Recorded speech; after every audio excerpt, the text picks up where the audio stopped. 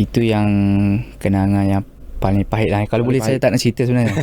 Saya paling tak suka itulah 2018. Dia paling cakap pasal Olimpik Abang kata dalam hoki ni Olimpik lah. Saya pernah tengok lah, dan kita pernah secara live pun saya pernah tonton lah perlawanan kita dengan Jepun 2018. Itu Asian Game. Slot ke Olimpik Final tu yalah, dalam kita duk cerita manis, mungkin tu yang paling perik pahit sikit. lah. Itu yang kenangan yang paling pahit lah. Kalau Paling boleh saya pahit. tak nak cerita sebenarnya.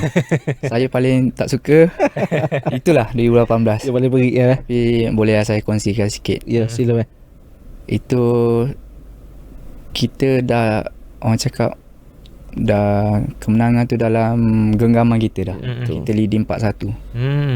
Lepas tu 4 sama. Sorry, kita leading 5-2. 5-2 betul. 5 sama, 6-5, 6 sama. Lepas tu shoot out kita kalah.